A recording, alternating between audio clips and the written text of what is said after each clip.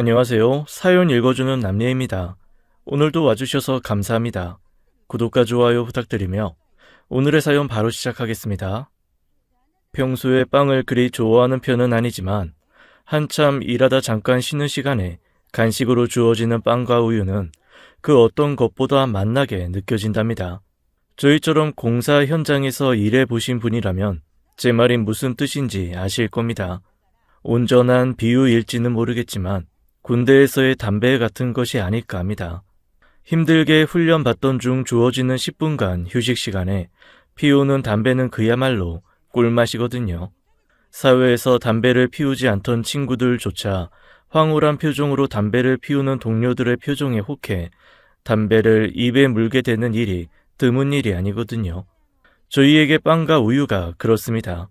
고봉밥으로 점심을 먹고 나도 두어 시간 일하다 보면 금세 배가 꺼지는 만큼 일 자체가 고되기도 해서 서너 시며 빵 같은 걸로 간식을 챙겨주는 게 일반적이거든요. 시간이 촉박하니 마파람에 개눈 감추듯 후딱 먹어치우고 다시 일을 해야 하지만 그 짧은 시간에 먹는 빵 맛은 그야말로 끝내준답니다. 체할 거라는 걱정은 사치입니다. 체할 시간이나 있겠습니까? 그렇게 한 입에 빵을 집어삼키고 다시 헤라와 칼을 챙겼습니다. 서둘러야 여기 일을 끝내고 다른 작업장으로 넘어갈 수 있으니까요. 근데 이모와 삼촌들이 일어날 생각을 안 하더군요. 무슨 얘기를 하는지 한껏 상기된 표정으로 토론 중이시더라고요. 이모, 삼촌, 일 안 할 거예요? 이거 하고 장위동 넘어가야죠. 윤 사장아, 너는 주식 안 해? 요새 다들 하잖아. 요즘 주식 안 하는 사람이 없는 세상이긴 합니다. 평생 주식 따위와는 무관했을 저분들조차 열을 내는 걸 보면 알 수 있죠. 이모나 삼촌들처럼 60이 훌쩍 넘은 분들도 하는 주식이지만 저는 그럴 수가 없습니다. 제가 그 말에 혹했다가 하마터면 전 재산을 날려버릴 뻔했거든요. 어디 저만 그랬겠습니까? 부모님까지 위기에 처했답니다. 불행 중 다행으로 재산을 지켜낼 수 있었지만 그 사건 이후로는 주식이나 코인 같은 투자라면 거들떠 보지도 않고 삽니다. 송충이는 솔잎을 먹고 살아야죠. 저희 같은 무식쟁이들이 투자가 웬 말입니까? 그냥 땀 흘려 벌어들인 돈을 아끼고 저축하고 사는 게 최선이라는 걸 뼈저리게 느낀 이후 다시금 열심히 벽지를 바르며 살고 있습니다. 오늘은 일확천금을 꿈꾸는 게 얼마나 위험한지에 대해 말씀드릴까 합니다.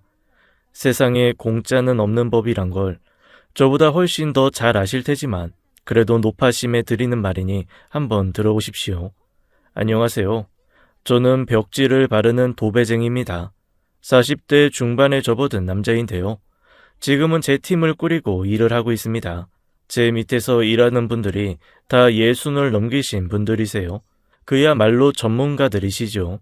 그런 분들을 어린 제가 데리고 있는 게 좀 이상하실 수도 있겠네요. 제가 나이가 어리긴 해도 이 바닥 경력이 25년에 달하는 베테랑이거든요. 하루 일당이 25만 원을 넘어갈 정도로 실력을 인정받고 있는 그런 놈이랍니다. 그 정도가 되면 팀을 꾸려서 일하는 경우가 많고요. 제가 그러는 것처럼요. 한마디로 사장이란 뜻이죠. 지금이야 벌이도 좋고 뭐가 됐건 사장 소리를 듣고 있지만 처음부터 이랬던 건 아니었습니다. 노가다 판이 다 그렇듯 저도 데모도 아이고 또 일본말을 썼네요. 안 그래야 하는데 저희 쪽에선 이런 말들이 거의 공용어 같은 거라 저도 모르게 그런 말이 나왔습니다. 죄송합니다. 데모도는 초보 일꾼을 부르는 용어입니다. 조공이라고 하는데요. 거기서 경력이 일정 기간 쌓이면 중기공이 되고 그 이후엔 기공이 되는 순서입니다. 저는 당연히 기공이고요. 아무튼 조공부터 시작해 지금 이 자리까지 올라오기까지 참 고생이 많았습니다. 그래도 후회는 없습니다. 이 일을 하면서 그래도 사람 사는 것처럼 살게 되었으니까요. 제가 도배 일을 하면서 부모님도 도배를 하시게 되었고 이젠 부모님도 적당히 사람 사는 것처럼 사실 수 있게 되었으니까요. 그 전까지는 안 그랬습니다. 진짜 찢어지게 가난하게 살았었답니다. 배운 것도 없고 가진 것도 없는 사람들의 공통점이 뭔지 아십니까? 진짜 열심히 사는데 매번 가난에 시달려야 한다는 거지요. 변명처럼 들리겠지만 최소한 저희 가족은 그랬습니다. 그래서 저희 누나가 저희 집에서는 마지막 희망이 됐던 거죠. 저희 누나 엄청 똑똑한 사람이거든요. 뒤에서 성적을 매기는 것이 훨씬 빨랐던 저와는 달리 저보다 4살 많은 누나는 초등학교, 중학교, 고등학교 시절 항상 1등이 당연한 사람이었어요. 대단하죠. 먹고 살기 바쁜 탓에 특별히 부모님이 누나에게 뭔가를 해주지도 않았는데도 누나는 자기가 알아서 공부를 했고 언제나 1등을 놓치지 않았어요. 우리나라에서 제일 좋은 대학에 간 것도 당연했죠. 그런 누나에게 부모님은 물론이고 저도 기대가 클 수밖에 없었던 건 당연하지 않을까요? 공부와는 담을 쌓은 제가 고등학교를 졸업함과 동시에 노가다판에 뛰어든 것처럼 누나 역시 대학 졸업과 동시에 취직을 했답니다. 지금은 사라진 증권회사였어요. 진짜 들어가기 힘든 곳이었다는데 한 번에 척 붙었답니다. 그 정도면 누나가 얼마나 똑똑한지 아실 수 있겠죠. 비록 여자이긴 해도 우리 집안을 일으킬 기둥 대접을 받는 건 당연한 일이었어요. 근데 누나는 생각이 좀 달랐던 모양이었어요. 왜 반에서 1등하는 친구들 보면 그런 구석이 있잖아요. 자기만 알고 타인에 대해선 무심한 그런 건 말입니다. 누나가 그랬어요. 그래도 가족이니 좀 다르지 않을까 싶었는데 그러지는 않더군요. 저 지금까지 살면서 누나한테 용돈 한 번 받아본 적이 없어요. 부모님도 다를 바 없고요. 첫 월급을 타고 나서 내복을 사드리는 게 유일했죠. 그래도 누구 하나 거기에 대해 불평하지 않았어요. 부모님은 누나가 잘 살기만 한다면 된다셨거든요. 그래서 그 많은 월급을 받으면서도 생활비 한 번 안 보태줬어도 아무 말 안 하셨던 거죠. 제가 한번 그런 말을 한 적이 있었어요. 아이 누나, 월급 많다며 동생 용돈이라도 좀 주지. 농반 진담이었어요. 다른 집에선 형이나 누나가 좋은데 취직하면 용돈도 주고 그런다고 했으니까요. 그때 누나가 그러더군요. 가끔 용돈 준다고 뭐가 달라져? 그건 임시방편일 뿐이야. 지금은 월급 받고 살지만 평생 이렇게 살 생각 없어. 언젠가는 회사 나와서 내 일 할 거야. 그러려면 돈 모아야 돼. 두고 봐. 누구도 나 무시 못하게 제대로 보여줄 테니까. 그런 사람이었어요. 바꿔 말하면 그렇게 독하게 살아서 성공을 하겠다는 거였죠. 그래서 생활비를 안 보태도 동생에게 용돈을 안 줘도 아무 소리 안 했던 거죠. 그건 저희한테만 해당되는 게 아니었거든요. 당시 누나 나이면 꾸미는 것에 관심이 많아질 나이였지요. 회사 동료나 선후배들이 월급 받아 화장품도 사고 옷도 사고 그랬을 테지만 누나는 그런 데는 단 한 푼도 쓰지 않았어요. 백화점이 아닌 시장에서 파는 옷을 입고 다니면서도 언제나 당당하던 사람이었어요. 어린 제 눈에도 그게 그렇게 근사할 수가 없대요. 저희가 아는 누나라면 자기가 한 말을 반드시 지킬 거라고 생각했어요. 실제로 그렇게 됐고요. 문제라면 그렇게 된 후에도 가족에게 그 어떤 도움도 주지 않았다는 거였죠. 말씀은 안 하셨지만 부모님이 서운해 하시지 않았을까 싶어요. 아버지가 허리를 다쳐 공사판에 못 나가는 동안 저희 정말 힘들었거든요. 엄마랑 제가 버는 돈이라고 해봐야 몇 푼 안 되었으니 진짜 먹고 살기 급급했답니다. 그걸 보면서도 단돈 10만 원도 안 내놓았을 정도였으니까요. 부모님이 아무 소리 안 하는데 제가 뭐라 할 수도 없었지요. 겨우 4살 차이긴 해도 제게 누나는 감히 범접할 수 없는 그런 존재였으니까요. 그래도 언젠가는 크게 도움을 주지 않을까 하는 막연한 기대는 있었어요. 그 기대가 실현되기는 했어요. 그것 때문에 정말 온 집안이 뒤집어지긴 했지만요. 그 이야기는 뒤에서 해드릴게요. 누나는 그렇게 회사를 다니다 같은 계통에서 일하던 매형을 만났답니다. 누나보다 3살 연상인 매형은 누나랑은 참 많이 다른 사람이었어요.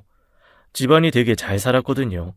자세한 말은 안 해줬지만 그것 때문에 결혼하는 과정이 쉽지 않았던 건 분명했어요. 부모님이 참 미안해 하셨거든요. 사돈 어르신들의 곱지 않은 시선을 극복하고 결국 결혼에 골인했어요. 그러면서도 아마 상처를 많이 받았을 겁니다. 저희 집에서 제대로 된 혼수조차 마련해주지 못했거든요. 누나가 그간 모아둔 돈이 없었다면 진짜 암울했을 겁니다. 지금 와서 생각해보면 저희가 누나를 비난하는 것도 우습긴 해요. 자기 혼자 힘으로 모든 걸 다 해왔던 사람이잖아요. 어쩌면 이 집구석이 지긋지긋했을지도 몰라요. 자기도 매형처럼, 아니, 그냥 평범한 집에서 태어나기라도 했다면 훨씬 더 많은 기회를 가질 수 있었을 거라고 생각하지 않았을까요? 그래서인지 몰라요. 누나는 결혼 후 저희와는 거의 남남처럼 살다시피 했어요. 바쁘기도 했겠지만 애초에 정이 없는 사람처럼 행동한 게 사실이에요. 아무리 결혼을 해 출가 외인이 되었다지만 그래도 조선시대도 아닌데 1년에 한두 번 얼굴 보는 것이 정상은 아니죠. 제가 그런 걸로 불평을 하면 오히려 부모님이 절 나무라셨어요. 바쁘잖아. 할 일도 많고, 그리고 결혼했으니 이젠 이씨 집안 사람이지. 우리야 와주면 고마운 거고, 설령보다도 뭘 할 수도 없는 일이야. 그러니 행여라도 네 누이한테 그런 말은 하지 말어. 제 철없음을 꾸짖어 주시긴 했지만 그렇다고 엄마 얼굴에 드러난 안타까움까지 감추신 건 아니었어요. 부모 눈엔 모든 자식이 다 예뻐 보이기 마련이지만 그래도 똑같을 수는 없죠. 저도 아이 셋을 키우다 보니 그렇던걸요. 어느 놈이 더 예쁘고 아니고의 문제가 아니에요. 그냥 기대가 되는 아이가 있기 마련이니까요. 부모님 입장에서는 그 아이가 누나란 건 누구나 아는 사실이고요. 그만큼 누나는 똑똑하고 야무진 자식이었다는 소리랍니다. 거기에 비하면 저는 참 그랬죠. 공부머리도 없고 그렇다고 똑똑한 것도 아니었으니까요. 그래도 우직한 면은 있었답니다. 한번 맡겨진 일은 남들보다 느리게 할지언정 어떻게든 해내는 놈이었으니까요. 그런 성정이 오늘의 저를 만든 밑거름이 된 것도 맞고요. 부모님도 그걸 아셨을 겁니다. 당신 자식이니 모를 리가 없죠. 부모님 말고 그런 저를 알아본 사람이 바로 아내였어요. 제가 29살에 결혼을 했어요. 처음 일을 시작할 땐 단순 막노동을 하다 도배하시는 분들의 수입이 괜찮아 보여서 도배사로 방향 전환을 하고 7년 정도 되었을 무렵이었어요. 말씀드린 것처럼 제가 손은 빠르지 않았어요. 그래도 우직하게 열심히는 하거든요. 그래서 그 무렵부터는 기공 대접을 받았답니다. 뭐 중기공, 기공 이런 게 시험을 쳐서 획득하는 게 아니거든요. 그냥 주변에서 볼 때 이젠 어디서도 한몫 단단히 하겠구나 하는 수준이 되면 기공 대접을 해주는 거죠. 기공이 되면 일단 일거리도 많아지고 무엇보다 받는 액수가 달라진답니다. 젊은 친구가 열심히 일한다는 소문이 퍼지면서 찾는 곳도 늘었답니다. 제가 아내를 만난 게 그런 회사 중에 하나였어요. 조그만 건물을 주로 만드는 회사에서 격리로 일하고 있던 아내는 저보다 훨씬 똑똑하고 영리한 여자랍니다. 전문대를 나오긴 했지만 그래도 대학도 나왔고 저처럼 몸을 쓰는 일을 하는 여자도 아니었는데 그런 여자가 저한테 호감을 내보이지 뭡니까? 처음에는 그게 호감이라는 것도 몰랐어요. 어떤 여자가 나 같은 놈을 좋아할까 싶었거든요. 그래서 데이트도 제가 아니라 아내가 먼저 신청을 했답니다. 얼마나 답답했으면 그랬겠습니까? 근데 아내는 그게 오히려 좋아 보였다고 그랬답니다. 이 남자가 내가 먼저 꼬리를 치는데도 모르더라. 얼마나 자존심 상해? 근데 서너 번 그래도 모르는 걸 보고 알았어. 그냥 놔두면 영원히 모르겠구나. 내가 미쳤지. 그래도 어떡해. 그땐 그게 그렇게 좋아 보였거든. 다른데 한눈도 안 팔고 게으름 부리지도 않을 것 같아서 결혼은 했는데 내 발등 내가 찍은 거더라. 그래도 어떡해. 내가 선택한 걸. 아내는 자기가 절 골랐다고 했지만 사실이 아닙니다. 아내와 결혼하기 전 두어 명 호감을 가졌던 여자는 있었지만 말 그대로 호감 수준이었어요. 딱히 영화를 보거나 여행을 가거나 하는 식의 데이트를 한 건 아니었답니다. 아내가 제 첫 여자란 뜻입니다. 전 첫사랑과 결혼을 한 거죠. 결혼 과정은 순탄했습니다. 누나가 결혼할 땐 혼순이 뭐니 해서 그리도 시끄럽더니 제가 결혼할 땐 아무런 잡음이 없었답니다. 그때는 그래도 저희 집 사정이 좀 풀렸을 때라서 그랬을지도 모르겠습니다. 제가 하는 걸 보고는 엄마와 아버지가 도배 일을 배우시면서 수입이 한층 늘었거든요. 저도 아쉽지 않게 벌어서 꼬박꼬박 저축을 하기도 했고요. 평생을 알뜰하게 살아온 엄마는 저희 세 식구 버는 돈을 통장에 넣는 게 세상에서 가장 즐거운 일이라시던 분이셨어요. 덕분에 생각보다 많은 돈을 모을 수 있었답니다. 그래도 죄송하대요. 제가 모은 돈이 적지 않았지만 그래도 결혼을 하는 데는 모자란 돈이었으니까요. 당연히 부모님이 모으신 돈도 제 결혼에 투입되어야 했답니다. 죄송스러웠어요. 아내도 그랬고요. 참 고마운 사람이지요. 남자가 집을 구해오는 과정에서 부모의 돈을 끌었었다고 그걸 여자가 미안해할 이유는 사실 없잖아요. 그렇다고 아파트처럼 좋은 집도 아니었는데요. 간신히 반지하를 면한 빌라, 그것도 자가도 아닌 전세에 불과했거든요. 그럼에도 아내는 그 집을 얻기 위해 노력한 부모님에게 진심으로 감사했답니다.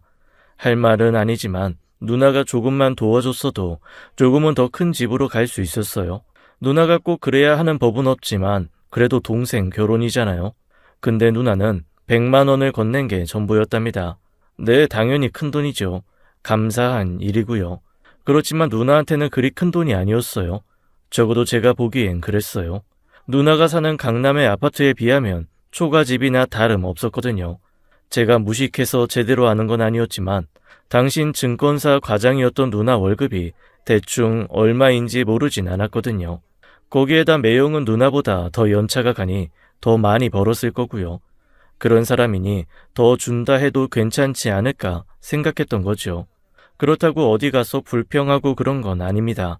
가족 일을 두고 남한테 이야기할 만큼 철이 없지는 않으니까요.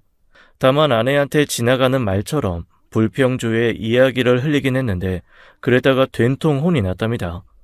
뭐래? 100만 원이면 엄청 큰 돈이잖아. 형님 월급이 많아도 그건 형님이 노력해서 번 돈이고. 그리고 당신이 짐작하는 형님 월급을 생각해도 100만 원이면 많은 거지. 감사하게 생각하지는 못할 망정 어디서 불평이야? 그러면 안 돼. 제 서운함과는 반대로 아내는 누나의 선물을 정말로 감사해했답니다. 자기는 처남이 결혼한다고 해도 그렇게까지는 못할 것 같다면서요. 사실 그렇진 않았습니다. 4년 후 처남이 결혼할 때 전 300만 원이란 축의금을 전달했으니까요. 그것 때문에 장인 장모한테 칭찬 많이 받았답니다. 제 벌이론 엄청 큰 돈이었지만 꼭 해주고 싶었어요. 아내가 4년간 얼마나 노력을 했는지 뻔히 알았거든요. 꼭 그것 때문만은 아니었어요. 일종의 성과급이랄까요? 가정주부인 아내에게 성과급이라고 하니 좀 이상하게 생각할 수도 있겠네요. 사연인즉 그렇습니다. 아내는 결혼 후에도 회사를 다녔어요. 요즘 같은 세상에 외벌이로 언제 돈을 모아서 집도 사고 하겠냐는 게 아내의 생각이었거든요. 그래서 계속 회사에 나갔는데 그게 불가능하게 되어버렸어요. 결혼하고 반년 만에 임신을 했거든요. 그래도 회사에 일을 다닌다는 아내였지만 끝까지 그럴 순 없었어요. 첫 아이를 낳고 또 8개월 만에 임신을 했답니다. 아이가 하나일 때는 어떻게든 일을 다닐 수가 있었는데 둘이 되니 그럴 수가 없었답니다. 어쩔 수 없이 아내가 집에 들어앉게 된 이유였어요. 저나 부모님이 원한 것이기도 하지만 결정은 아내가 한 거였어요. 두 아이를 양육하기 위해 소모되는 비용이 아내가 회사를 다니면서 벌게 될 돈보다 더 많이 든다면서요. 그럴 바엔 자기가 아이를 보는 게 더 낫다나요? 아내가 경리 출신이라서 그런지 몰라도 이제가 장난이 아니었어요. 돈을 벌어도 저축을 하는 것이 전부인 저나 부모님과는 달리 아내는 벌어들인 돈을 단순히 은행에 넣는 것으로 만족하지 않았거든요. 저축을 하더라도 이자가 높은 곳을 찾았고 부동산 같은 곳도 세심하게 체크하는 그런 사람이었답니다. 솔직히 아이돌, 그것도 수시로 엄마를 찾으며 우는 갓난쟁이 둘을 동시에 돌보는 건 중노동 중에 중노동 아닙니까? 흔히들 너무 바쁘면 오줌 누구 그거 털 시간도 없다면서 과장된 이야기를 하는데요. 아내는 정말 그랬습니다. 그 바쁜 와중에도 공부를 게을리하지 않던 사람이었어요. 그 모두는 저희 가족을 위한 것이었죠. 자신이 가정 경제에 직접적인 도움을 주지 못하니 다른 방식으로라도 돕겠다는 생각에 그리한 것이었어요. 덕분에 저희는 결혼 전보다 훨씬 많은 돈을 모을 수 있었답니다. 물론 저나 부모님의 경력이 올라가면서 받은 돈이 예전에 비해 는 때문이기도 했지만 그보다는 아내가 제대로 돈을 걸린 덕이 더 컸습니다. 그래서 처남 결혼식에 300이라는 큰 돈을 내놓을 수 있었던 거고요. 아내는 물론이고 장인과 장모가 고맙다며 제 손을 잡으시는데 사실 그건 제 공이 아니었지요. 정작 고맙다고 저를 올려야 할 사람은 저였고 저희 부모님이었답니다. 집안에 사람이 잘 들어오면 그 집이 흥한다고 하지요. 저희 집이 그 증거입니다. 한때는 저희 누나가 그 역할을 할 거라 생각했지만 그건 아니었어요. 누나가 아니라 아내였다는 말입니다. 아내가 저희 집에 들어온 지 딱 15년이 됐을 때 저희는 더 이상 예전에 그 가난했던 집이 아니었어요. 부모님 앞으로 된 상가가 둘, 제 앞으로 하나였을 정도였거든요. 물론 그 상가라는 게 작은 평수의 가게이긴 했지만 그래도 무시할 정도의 것은 아니었어요. 당장 내일 먹을 쌀이 없어 고민하던 시절이 있었던가 싶을 정도로 어디 가서도 빈곤한 티를 내지 않을 정도가 되었으니까요. 그 정도면 사실 부모님이 일을 그만둔다 해도 어색하지 않았습니다. 많지는 않지만 상가 월세로 400 정도가 들어왔으니까요. 연세도 있으신 터라 전화 안 해도 그걸 은근히 원했고요. 내 나이 아직 80도 한참 전인데 벌써부터 일을 그만두면 어째? 아이 나 아직 장정해. 그리고 일을 그만두면 몸에도 안 좋아. 그러지 않디? 일하던 사람이 일 그만두면 못 나빠진다고. 아버지 말이 맞다. 예전에나 칠순이 노인이지 요즘은 여든 돼서도 일할 수 있으면 일하는 게 좋지 않겠니? 우리가 좀 많이 벌어놔야 나중에 갈 때 자식한테 부끄럽지 않지 않겠니? 부모님은 항상 그러셨어요. 당신들이 가난해서 자식들이 고생을 했다고요. 틀린 말은 아니었지만 이젠 지난 얘기잖아요. 누나 내야 말할 것도 없었고 저 역시 아이 셋을 부양하는데도 크게 무리가 없었으니까요. 그래도 마음을 놓을 수 없는 게 부모 마음이셨어요. 네 누나야 걱정할 게 하나도 없지만 아니 너는 아니잖냐. 결국 부모님이 그렇게 길을 쓰고 돈을 모으시려던 게 저 때문이었어요. 저희 직업이라는 게 언제나 일이 기다리고 있는 건 아니었던 때문이죠. 잘 벌 때는 한 달에 7, 800도 거뜬했지만 못 버는 달은 100만 원 벌이도 힘든 것도 맞았고요. 그게 제 이야기는 아니었지만 그래도 월급처럼 따박따박 돈 나오는 구석이 있지 않으니 걱정을 안 하실 수가 없었던 거죠. 제 일거리 많은 거 아시잖아요. 게다가 이 사람이 돈 불리는 박사니 제 벌이보다 더 많이 모으는 것도 아시고 저 걱정 안 하셔도 돼요. 제가 누나만큼 잘나지 않아서 부모님이 그런 걱정을 하시는 게 마음이 아팠어요. 알지. 우리가 주연애미 때문에 이렇게 사는 것도 알고. 그래서 더 그런다. 우리 주연이 성재 진솔이는 돈 걱정 안 하고 클 수 있게 조금이라도 몸 정정할 때 일하고 싶은 거고. 진짜 힘들면 니들이 말려도 그만둘 테니 그 얘기는 그만하자. 네, 그럴게요. 그리고 제가 한 게 뭐 있다고요. 아버님, 어머님, 그리고 저희가 성실하게 일해서 그런 거죠. 아니지. 아이 우리끼리 있었으면 상가가 뭔지 어떻게 알고 적금이 뭐가 좋은지 어떻게 알았겠냐. 다 네 덕이다. 내가 친구들 만나면 어깨에 힘이 들어가. 코딱지만한 가게 두 어딨는데 나보고 건물주라고 얼마나 지켜 세우는지. 이것 봐라. 안 그래도 그 소리 듣고 자기가 술값 다 내고 온 거 아니? 아버지 친구 중에 교장 출신도 있고 대기업 이사 친구도 있는데 그런 사람 놔두고 자기가 술값 다 냈다지 뭐냐. 내가 2번 다시 그러지 말라고 했는데 내 말을 평생 들어준 적이 없는 사람이니 애미가 좀 못하게 말려다오. 그러셨어요? 잘하시긴 하셨는데 어머니 속상하시니 그러지 마세요. 대신에 모임 전에 저한테 귀띔만 해주세요. 아버님 의신 살리시게 제가 그 술값 드릴게요. 얘가 말리랬더니 더 하라고 그러네. 하긴 우리 집 재산이 다 지 손에 있으니 내가 말릴 수도 없겠구나. 그래도 너무 많이 주지는 말아라. 저 사람 맞들려서 수시로 돈 달랄 수도 있으니. 아버님이 달라시면 줘야죠. 대신에 어머니한테도 똑같이 드리면 안 될까요? 어쩜 얘가 갈수록 손이 커진다니? 이러다 우리 집 재산 다 날리는 거 아니니? 그러면 뭐 어때서? 어차피 이 재산 다 애미 때문에 불어난 건데. 그래, 네 하고 싶은 대로 해라. 잘하는 짓이유. 모르겠다. 네가 날리든 불리든 네 맘대로 해라. 언제는 안 그랬니? 그래봐야 애가 셋이니 선녀 옷 입고 도망도 못 갈 테고. 어머니, 그거 제가 선녀처럼 곱다는 뜻으로 하신 거죠? 아무래도 선녀 옷도 하나 사야겠어요. 날아가려면 그것부터 필요한 걸 몰랐네요. 감사해요, 어머니. 집안의 웃음이 끊이질 않았습니다. 진짜 사람 하나 잘 들여서 이게 무슨 일이랍니까? 엄마 말대로 저희 집 재산은 모두 아내가 다 맡아서 관리했답니다. 당신이 하는 것보다 아내가 훨씬 잘하는 데다가 워낙 예쁨 받는 며느리기도 했으니 저는 물론이고 부모님까지도 버는 수입을 전부 아내에게 맡겼답니다. 농담처럼 했던 말인데 설마 그게 진짜가 될 줄은 꿈에도 몰랐습니다. 선녀와 나무꾼 이야기 잘 아시죠? 선녀와 나무꾼 동화 속 중매쟁이였던 사슴이 아이 셋 낳을 때까지 날개 옷을 돌려주지 말라고 경고했는데 아이 둘일 때 돌려줬다가 선녀가 아이 둘을 데리고 하늘로 돌아갔다는 얘기요. 아이가 하나건 둘이건 상관없이 아내는 절대 그러지 않을 거라고 믿었습니다. 10년 넘게 보아온 사람인데 제가 왜 그걸 모르겠습니까? 근데 아내가 정말로 날아가 버렸답니다. 선녀처럼 아이를 데리고 간 것도 아니고 자기 혼자서 말입니다.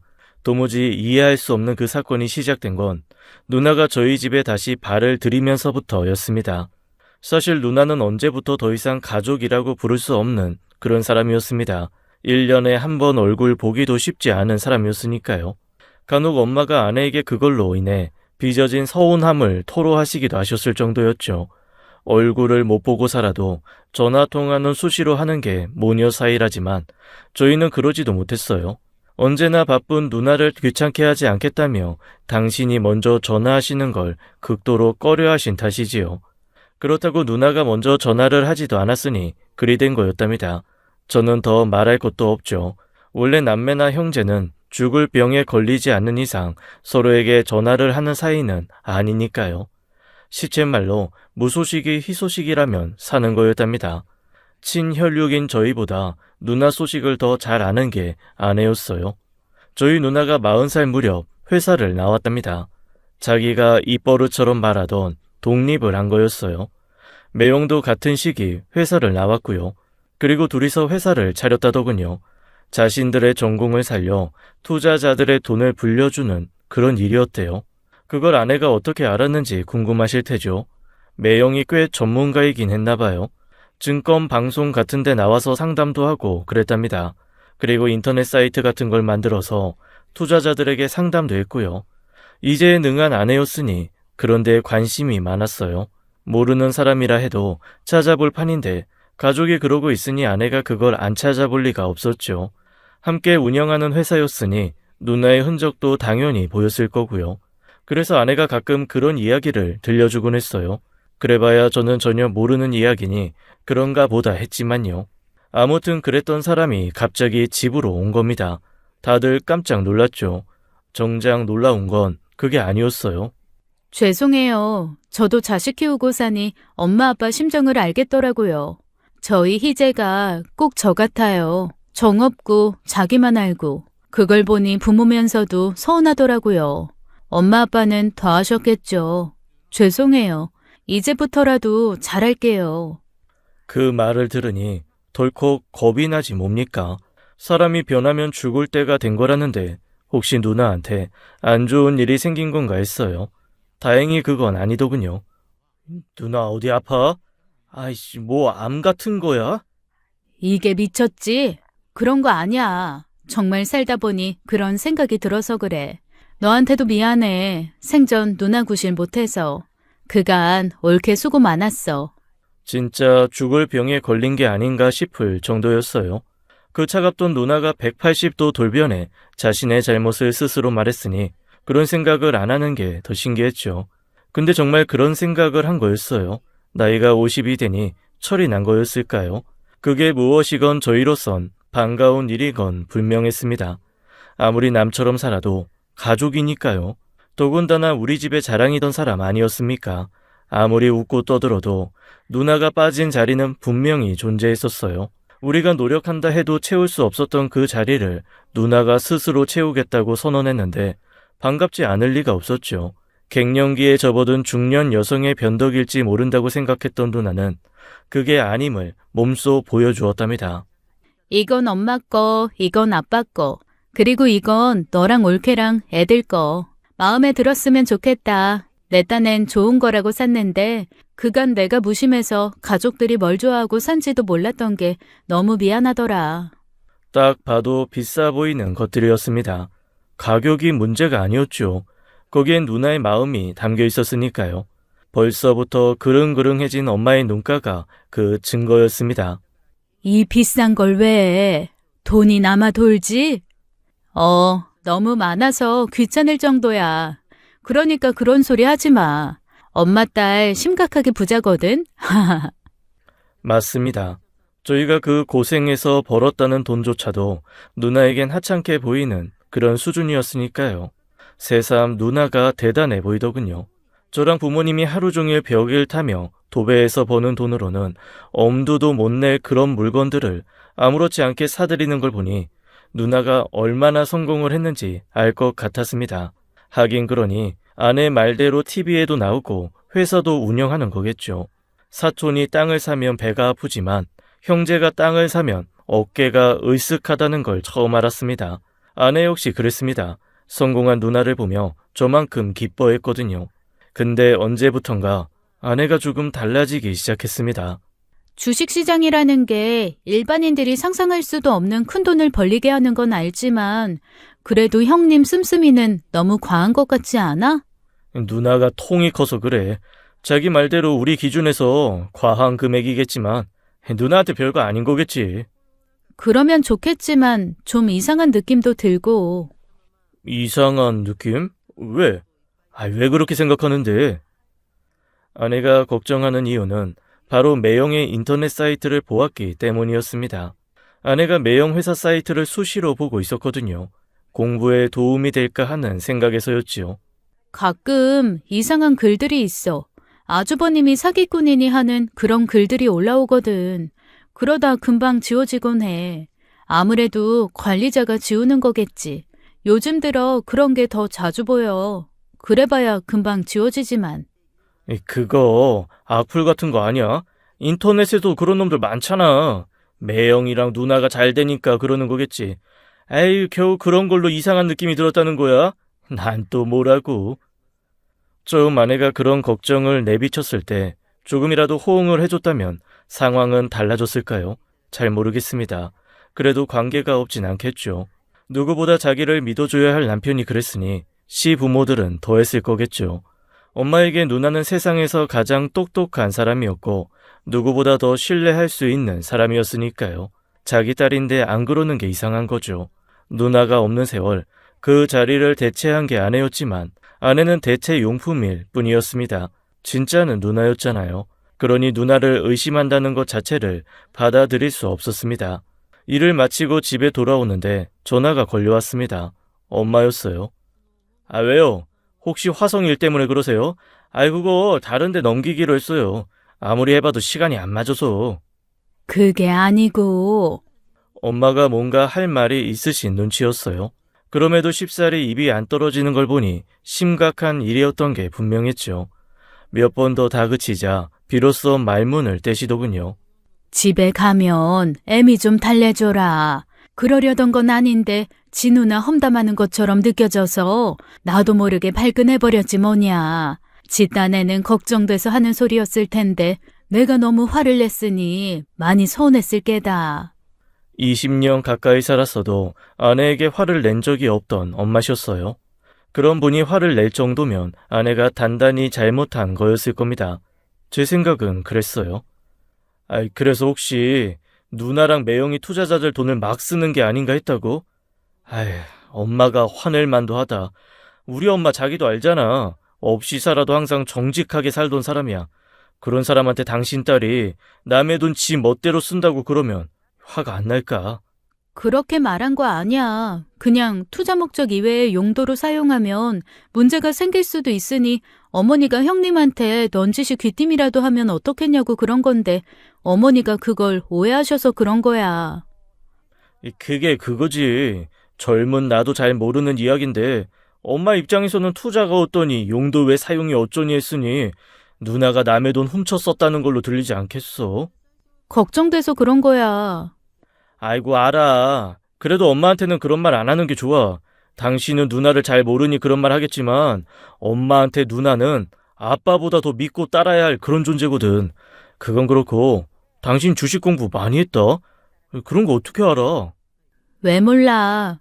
사실 내가 어머니께 말씀드린 이유가 요새 투자자 돈으로 비싼 자동차 사고 아파트 사고 그래서 잡혀간 사람들 얘기 종종 뉴스로 나와. 그래서 혹시 형님네도 그런 거 아닌가 하고. 지난번에 말했잖아. 아주버님 보고 사기꾼이라 그랬다는 글 이야기. 말은 안 했는데 거기 형님 이름도 나왔어. 게다가 한두 번도 아니고. 이 정도면 의심해 볼 만하지 않아? 당신도 너무 걱정이 많네. 아유, 우리는 모르는 세상이잖아. 누나랑 매형이 어떤 사람인데 어련히 알아서 잘할까. 혹시나 해서 하는 말인데 앞으로 절대로 그런 말 하지 마.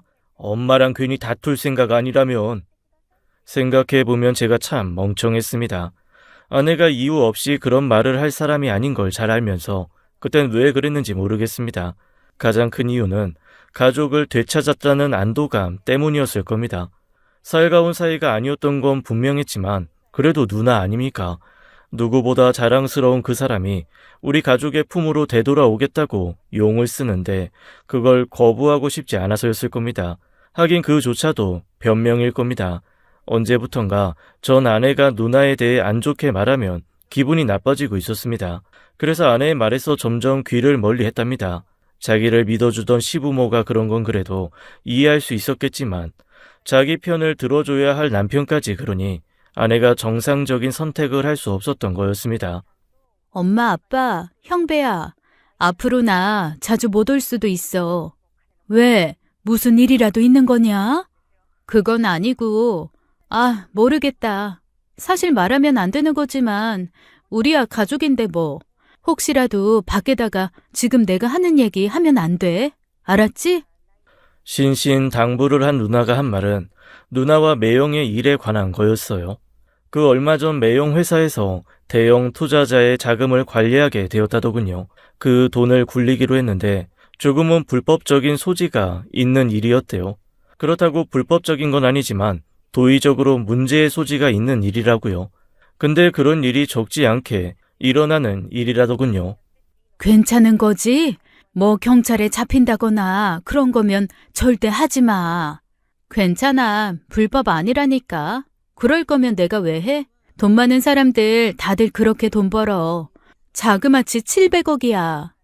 순간 제가 잘못 들은 줄 알았습니다. 7억이라고 해도 놀랐을 텐데 70억도 아닌 700억이라는 돈을 아무렇지 않게 말하지 뭡니까?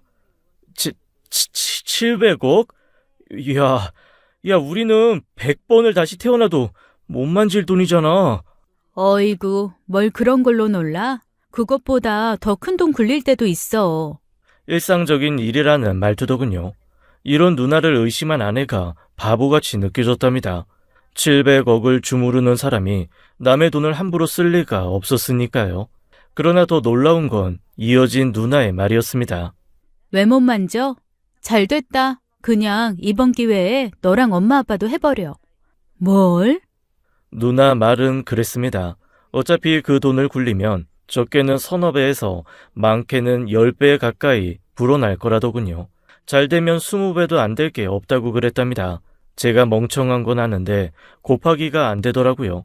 액수가 너무 컸거든요. 700억이 20배가 되면 1조 4천억인 게 맞는 건가요? 잘 되면 그렇게 되지. 우리는 거기서 성공 수수료로 1% 받기로 했으니까 140억인가? 140억? 아이, 누나랑 매형이 그 돈을 받는다고? 제대로 되면, 잘 안 되면 한 2, 30억 받고 끝낼 수도 있고. 잘 안 되는 게 2, 30억이라니요. 그런 돈을 수시로 벌고 살았다니 진짜 기가 막히지 뭡니까? 그래도 저희 같은 서민들이 욕심낼 일은 아니었습니다. 그런 건 딴 세상에 사는 사람들이나 하는 일이었으니까요. 모르진 않았는데 그놈의 욕심이 문제였습니다. 나야 내 돈을 직접 태울 수는 없어. 그게 계약이니까. 그래도 다른 투자자 돈은 어느 정도 태울 수 있어. 물론 의뢰한 회장님은 모르게 해야겠지만. 그래서 하라고. 엄마 아빠랑 너. 일단 지금 목표는 20배지만 10배는 될 것 같아. 그런 기회가 있는데 아깝잖아. 저희가 욕심이 없는 줄 알았습니다. 근데 10배라는데 눈이 뒤집히대요. 엄마는 좀 무섭다고 했지만 제가 강력히 밀어붙였어요. 저희 식구 상가 정리하고 이것저것 있는 것 다 끌어 모으면 그래도 한 7억, 8억 정도는 마련할 수 있을 것 같았거든요. 그게 10배가 되면 안 할 수가 없었어요. 액수가 너무 크니 엄마와 아버지가 겁난다고 하셨지만 누나가 그걸 보장한다는데 안 할 수 없지요. 누나 말대로 손짓고 헤엄을 치기만 하면 수십억이 생기는 일이었는데요. 누나 말을 그 누구보다 믿고 따르는 사람들이니 결국 그러기로 했답니다. 부모님들은 어떤 심정이었는지 모르겠지만 전 진짜 하늘을 날 것 같은 기분이었어요. 20년 이상을 고생하고 모은 돈이 단 6개월 만에 그 10배가 된다니 세상을 다 가진 것 같은 기분이었달까요? 들뜬 마음으로 집으로 왔어요. 저 때문에 고생한 아내에게 자랑한 건 당연한 거였고요. 70억? 그걸 6개월 만에 만들 수 있다고? 세상에 그런 게 어딨어. 어딨긴, 누나가 있다고 그러잖아. 그것보다 더 큰 액수도 번번하게 움직이는 곳이래. 절대로 실패할 수 없는 투자고 돈만 있으면 더 하고 싶다. 대출 받아서 더 할까? 아님, 장인 장모님한테도 하라고 그럴까? 정말 눈이 뒤집혔던 거죠. 인간의 욕심이라는 게 그렇게 무서웠답니다. 아내가 정말 많이 말렸어요. 압니다. 걱정이 됐겠죠. 누나에겐 얼마 되지 않은 돈이겠지만 저희는 20년 가까이 고생해서 모은 전 재산이었으니까요. 그런 돈을 누나 말 한마디에 고스란히 밀어 넣는다는데 걱정을 안 하면 이상한 거죠. 자기야, 진짜 그만두면 안 돼? 이런 말까지는 안 하려고 했는데. 아내가 그간 매형이랑 누나 회사에 대해 알아봤다더라고요. 처남이 신용금고에 다니니 금융권 쪽에 아는 사람들이 있었어요. 그 사람들을 통해서 누나 회사에 대해 이야기를 들었답니다. 자세한 이야기까지는 몰라도 평이 그리 좁지 않다는 건 확인이 됐다지 뭡니까? 높은 배당금을 준다는 식으로 투자를 끌어들이는 걸로 유명한데 그 과정에서 말이 많았나 봐요. 아내가 본 거 있잖아요. 매형 회사 홈페이지에 올라온 악플이요. 그게 그런 피해를 당한 사람일 가능성이 높다는 거였죠. 근데 관리자가 올라오기 무섭게 지워버리니 사람들은 미처 파악을 못한 거고요. 흔한 사례랍니다. 일종의 돌려먹기를 하는 방식이었으니까요. 다른 투자자들의 돈으로 앞선 투자자들에게 높은 배당금을 줌으로써 자기들 말이 사실이라 믿게 하고 더 많은 투자금을 모아 그걸로 자기들이 마음대로 써버리는 케이스였어요. 아내는 거의 그렇게 확신하는 듯 보였습니다. 그러니 투자를 못하게 막으려는 거였지요. 제가 조금만 멀쩡했어도 아내의 말에 귀 기울이고 이것저것 더 알아봤겠지만 그땐 이미 정상적인 판단이 불가능한 상태였다는 게 문제였지요. 그래도 아내를 설득하려고 했어요. 제겐 누구보다 소중한 사람이었고 또 저를 지탱해준 기둥이었으니까요. 제가 그 돈을 벌려는 이유도 결국 아내와 아이들 때문이었으니 더더욱 아내를 설득해서 상황을 해결하고 싶었어요. 여보, 인간이란 3번의 기회가 온대. 지금까지 우리에겐 그 기회가 한 번도 없었고 모르겠어? 이번이 기회야. 이것만 잘 되면 당신이랑 아이들이 평생 돈 걱정 않고 살게 된다는 뜻이야. 서둘러야 돼. 다음 달 중순까지 투자금 넣지 못하면 그땐 합류할 수 없다고. 그러니까 여보, 하자. 응? 우리 그 돈 없어도 행복하지 않았어? 나만 행복했어? 아니지. 그러니까 여보, 우리 지금처럼 이렇게 살자. 열심히 일하고 그래서 번 돈 키워서 우리 애들한테 물려주면 되잖아. 아무리 이야기해도 제 말을 들어주려 하지 않더군요. 그러니 부하가 치밀박해요. 제가 저조차고 그러는 것도 아니었는데 아내는 마치 제가 한탕에 빠진 정신 나간 놈인 양 대하는 것처럼 느껴졌답니다. 결국 분통을 터뜨리고 말았네요. 진짜 답답하네. 그러니 이 모양 이 꼴로 사는 거야. 난 이제 이렇게 못 살아. 당신이 아무리 반대해도 투자할 거야. 이 집의 가장은 나야. 그러니까 내 말대로 해. 그게 싫으면 당신이 나가든가. 너무 화가 나서 막 내지르기는 했지만 그래도 해서는 안 될 말이었습니다. 전혀 진심도 아니었고요. 스스로도 놀랄 말이었지만 그렇다고 말을 주워 담을 수도 없었습니다. 그럼 제가 제 잘못을 인정하는 게 되니까요. 당신 어떻게 그런 말을 해? 금방이라도 눈물이 떨어질 것 같은 아내의 얼굴을 보자 마음이 약해졌지만 그래서 더더욱 제 의사를 관철시켜야 했습니다. 그 길이 곧 아내와 아이들을 행복하게 만드는 일이었으니까요. 그래서 아픈 마음을 억누르고 말을 이어갔던 거고요.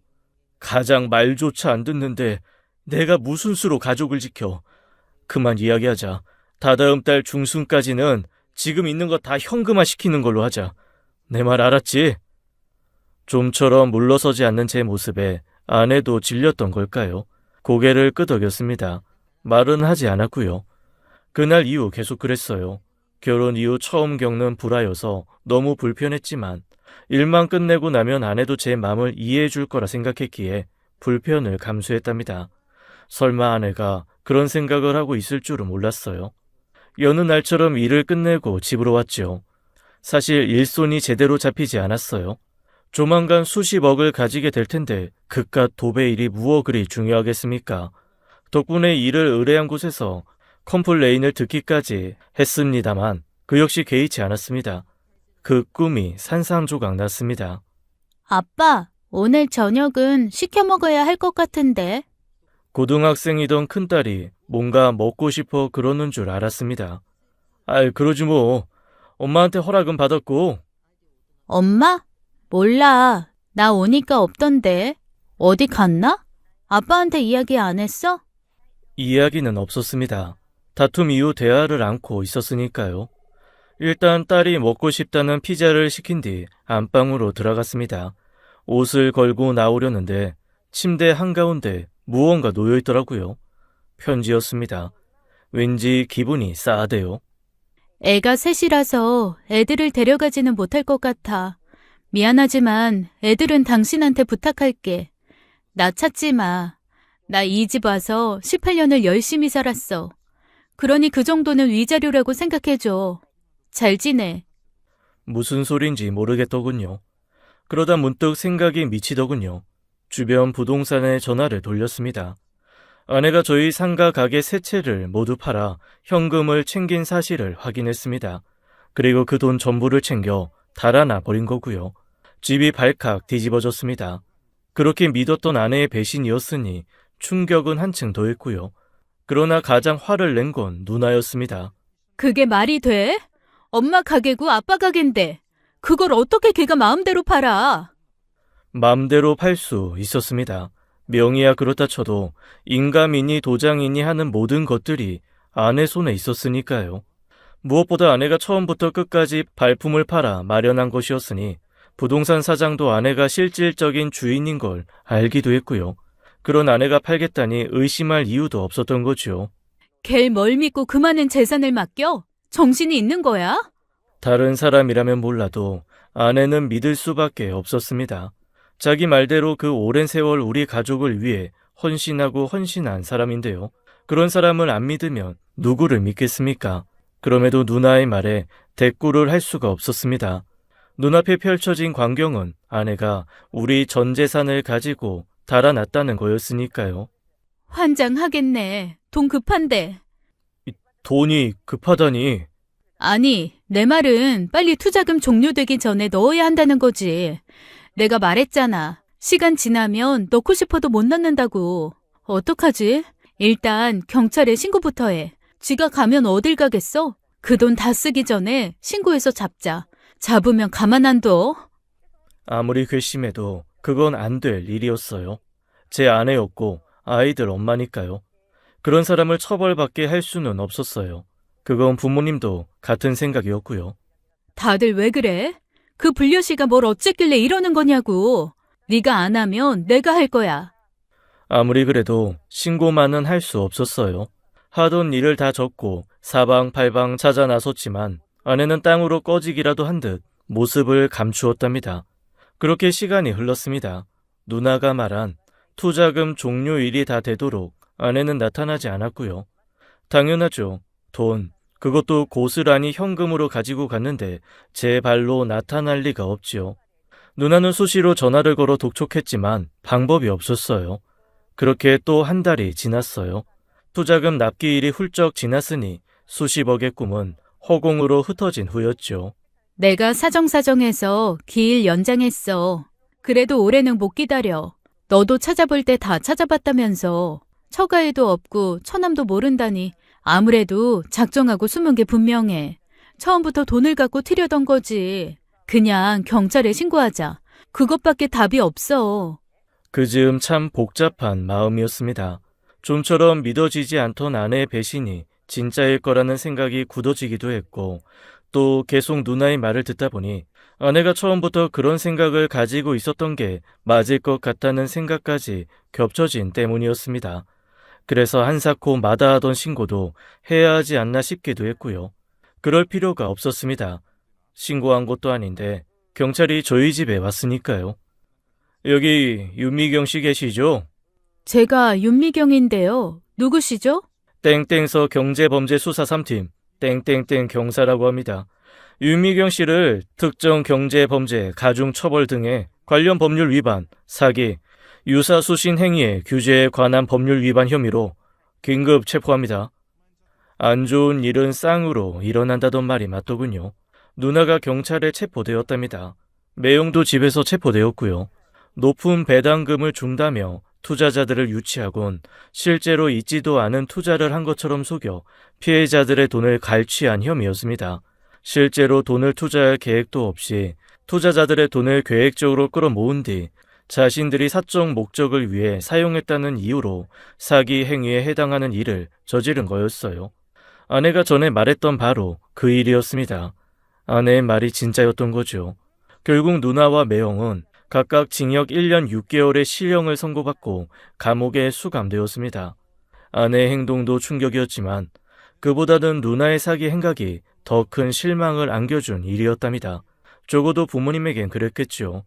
당신들의 자부심이자 자랑이었던 누나가 고작 사기로 돈을 벌어 호의호식한 거라는 걸 알았으니 안 그러실 수가 없었답니다. 연이은 악재의 부모님들이 몸져 누우셔야 했던 건 당연했습니다. 세상에서 가장 불행한 가족이 되어버린 저희 앞에 그토록 찾아도 보이지 않던 아내가 제 발로 나타난 건 그나마 다행이었지만요. 죄송합니다. 그간 마음고생 많으셨죠? 우리 재산으로 잘 먹고 잘 지냈을 거라 여겨졌던 아내의 행색은 생각보다 초췌했습니다. 이왕 그렇게 간 거라면 잘 먹고 잘 살아야 하는 것 아니었을까요? 그랬다면 그렇게까지 화가 나진 않았을 거였어요. 여기가 어디라고 와. 꼴은 또 그게 뭐고. 그 돈이면 명품 옷에 고급 승용차 끌고 다녀야 하는 거 아니야? 설마 벌써 그 많은 돈 다 쓴 거야? 기가 차대요. 정말 그런 모양이었습니다. 돈이요? 처음부터 저한테 없었어요. 그게 무슨 말이니? 돈이 없었다니. 가게 다 팔았지 않았니? 네, 팔았어요. 그러니까 그 돈을 어쨌냐고. 왜 당신한테 없는데? 혹시 나 모르게 사채라도 썼냐? 그래서 갚느라고 다 쓴 거냐고. 아내가 저희를 베란다로 끌고 갔습니다. 저희 베란다는 말이 베란다지 실제로는 창고에 가깝습니다. 애가 셋이다 보니 이런저런 물건을 쟁여놓을 공간이 부족했던지라 베란다 끝쪽에 간이 창고를 만들어 안 쓰는 물건을 다 넣어두었거든요. 애들 어린 시절 장난감이나 지금은 안 쓰는 옛 물건들이 쌓여 있답니다. 이사를 갈 일이 생기지 않는 이상 들여다 볼 일이 없는 곳이었죠. 바로 그곳에서 아내가 검은색 박스를 꺼냈답니다. 옷 같은 걸 넣는 그런 박스요. 검은색이라 안이 보이지 않는 거였어요. 그걸 펼치는 순간 다들 깜짝 놀랐답니다. 그 안에 가득 담긴 현금 따발 때문이었죠. 이게 뭐야? 저희 가게 판돈이요. 처음부터 여기 있었어요. 당신이 들고 간 게 아니었어? 제가 어떻게 이 돈을 들고 가요? 당신이랑 어머님, 아버님이 평생 피땀으로 모은 돈인데. 도무지 이해할 수가 없었습니다. 그걸 알면서 왜? 순간 머리가 띵 울리더군요. 전 진짜 바보 멍청이었습니다. 설마 당신 누나가 일부러 그런 거 알고 그런 거야? 말을 하지. 말했어요. 당신이 듣지를 않았던 거지. 아무리 말려도 투자한다고 그랬던 거 기억 안 나요? 투자하면 그 돈 다 날릴 게 뻔한데 당신은 내 말 듣지도 않고 그래서 그랬어요. 미안해요. 다른 좋은 방법이 떠오르질 않았어요. 어머님, 아버님, 죄송해요. 무슨 말을 하겠습니까? 경찰 조사에서 밝혀진 건데요. 누나가 피해자들이 돈을 돌려주지 않으면 사기죄로 고소한다고 해서 그를 막을 요량으로 가족인 저희의 돈을 편취하려 한 거였어요. 가족 간에 벌어진 일이라 그로 인한 처벌을 피했어요. 친족 상도례라는 법이 그렇대요. 그게 아니었어도 저희가 누나를 처벌하겠다고 하진 않았겠지만 어쨌든 돈이 누나에게 넘어갔다면 저희 돈이 다 날아갈 건 분명했지요. 아내가 그걸 알고 그런 식으로 누나의 계획을 망가뜨린 거였어요. 저한테 몇 번이나 귀뜸을 했지만 돈에 눈이 멀어 이성을 상실한 제가 들을 리가 없었겠죠. 그래서 그렇게 돈을 숨긴 거였답니다. 부모님과 제가 아내를 볼 면목이 없더군요. 미안하다. 아이 나라도 막았어야 했는데 그러지 못했구나. 고맙다 아가. 네 덕분에 우리 가족 큰 화를 면했어. 고맙고 미안하다. 내가 무슨 말을 하겠냐. 저라고 별다르겠습니까? 변명하는 것조차 미안한 일을 더하는 것 같아 입 다물고 고개만 쳐박고 있었답니다. 물론 다음 날부터 수시로 아내에게 꼬리를 내리며 미안하다고 했지만요. 아내는 그런 저를 몇 번을 나무라더니 결국은 용서해 주었습니다. 단 조건을 달아서요. 앞으로 투자의 투자도 꺼내지 않기로 한 겁니다. 당연히 그래야죠. 예나 지금이나 저희 집 투자 담당은 아내였으니까요. 그렇게 시간이 흘러 누나와 매형이 출소를 했습니다. 한마디 사과도 없더군요. 괜찮습니다.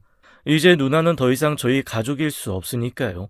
저희 가족은 부모님과 저, 아내와 저희 세 아이면 되는 거고요. 요새 마음이 편합니다. 허튼 생각 안 하고 열심히 일하면서 사니 속도 편하고 걱정거리도 없거든요. 다만 아내가 그런 말을 할 때면 심장이 오그라들긴 합니다. 옷이나 살까봐 선녀옷처럼 나풀나풀 거리는 거. 당신 말 안 들으면 입고 날아가게. 절대로 그럴 수는 없습니다.